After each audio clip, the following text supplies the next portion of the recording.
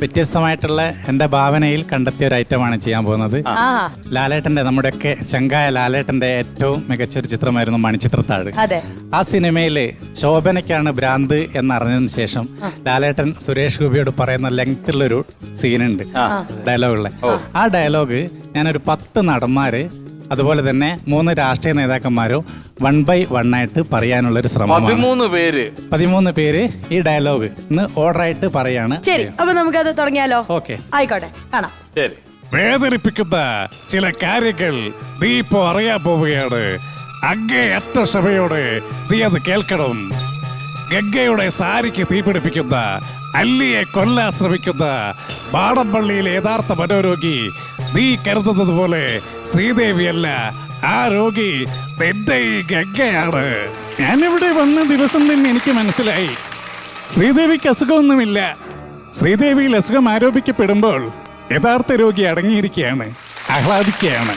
പക്ഷേ ആ രോഗി ആരാണെന്ന് മാത്രം എനിക്ക് പിടികിട്ടിയില്ല. ആ ഒരു ഘട്ടത്തിലാണ് ഞാൻ ഗംഗയുമായി തെക്കിനിലെത്തിയത്. അവിടെ വെച്ച് ഗംഗയിൽ നിന്ന് ഒരു പ്രത്യേകതരം സൈക്കിൻ വൈബ്രേഷന്റെ അനുഭവം എനിക്ക് കിട്ടാൻ തുടങ്ങി.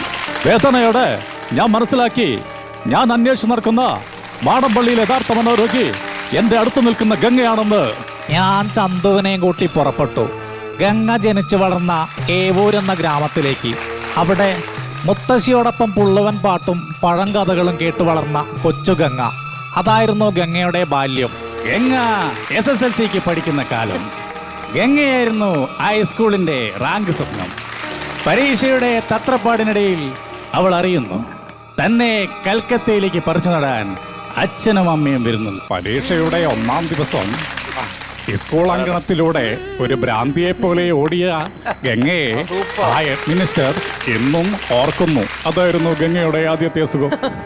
നമ്മൾ പത്രങ്ങളിലൊക്കെ വായിക്കാറില്ലേ, 21 വയസ്സുള്ള മുസ്ലിം ബാലിക 71 വയസ്സുള്ള വാര്യശാരായി പെരുമാറുന്നു, സംസാരിക്കുന്നു, സംസ്കൃത ശ്ലോകം ചൊല്ലുന്നൊക്കെ. പഴമക്കാരതിന് ബാധ കൂടിയതാണെന്നൊക്കെ പറയും. സൈക്കാട്രിയിൽ അവരുടെ വ്യക്തിത്വം, ദന്തവ്യക്തിത്വം, പൊസഷൻ സ്റ്റേജ് തുടങ്ങിയ ലഘുമനോരോഗങ്ങളായിട്ടാണ് ഇതിനെ കാണുന്നത്. ഈ രോഗബാധയുണ്ടാകുമ്പോൾ രോഗിക്ക് അമാനുഷികമായ കഴിവുകളാണ്. അർദ്ധരാത്രിയിൽ നിന്റെ കിടക്കയിൽ നിന്ന് നാഗവല്ലിയായി നിൽക്കുന്ന ഗംഗയ്ക്ക് നിന്റെ ഉറക്കത്തിന്റെ ആഴമളക്കാം.